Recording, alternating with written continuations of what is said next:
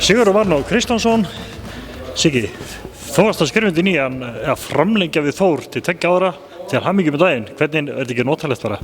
Já, takk fyrir það. Jú, ég skrifa undir 2 ára samning. Jú, það og gott bara að vera búin að klára þetta og geta einbeitt sér að öðrum hlutum. Siggi, þetta nú þrátt fyrir ungan aldur, einungis 22 ára ef að reikningskústi mín rétt. Þá nú búin að leika samt í kringum 120-30 leiki, skora einhver slatta af mörkum.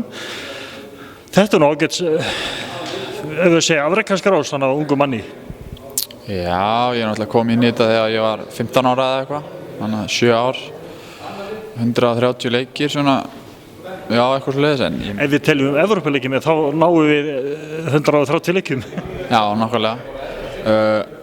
En slatta mörkum, eitthvað kannski en ekki slatti, en þetta fínt að vera búin að vera í svona lengi og komið ágætisreynslu svona ungur. Segjum við Siggi, kom eitthvað annað til greina, voru menn farnir að svona, nú þú náttúrulega búin að vera okkar einn af bestu mönnum, voru aðrir aðeins á potið þig? Já, það kom alveg eitthvað annað til greina, en Þór var svona, já, eiginlega fyrsti kostur svona alltaf, en ég veit ekki henni það alveg að mann langar að skoða eitthvað í kringu sig og sjá hvað í boði, en Þór bara var fyrir valinu á endanum og ég er bara mjög ánægður með það.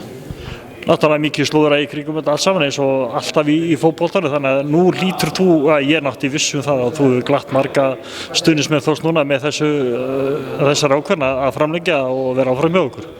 Já, ég ætla að vona það að einhverju sé ánægð með það, ég hafi ákveðið að vera enn áfram, en ég er allavega sáttur, þannig að það er gott. Og þetta náttúrulega líka sko sögulegt að þú ert einn af þeim sem tekur þátt í núna að spila í efstu deild og halda liðinu áfram í efstu deild, þannig að það líka kitla pínu að sjá hvað við getum gert meira. Já, það er bara spennandi verkefni næsta sumar og reyna að gera þetta betur heldur en í fyrra og reyna bara að búa til gott lið í efstu deild og bara halda því.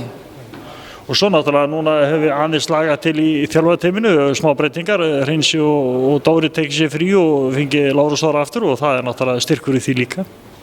Já, menn hafa sína kosti og galla og menna Hreinsi og Dóri flottir menn og maður eftir að sakna þeirra, en Lárus Þór er náttúrulega frábær þjálfari og mjög gott að fá hann. Hann er náttúrulega alveg kingboginn af reynslu þessi maður. Já, Lárus Þór er náttúrulega lengi atvinnumaður og svo náttúrulega kom hann heim beint í þjálfun og búinn að vera þjálfari, ég veit það ekki, 8-9 ári eða eitthvað, hann er hokinn af reynslu. Hann veit hvað hann er að gera? Já, hann veit alveg hvað hann er að gera. Siggi, ég sé bara til hamingju með samning og eigðu góða framtíð hjá okkur. Takk fyrir það.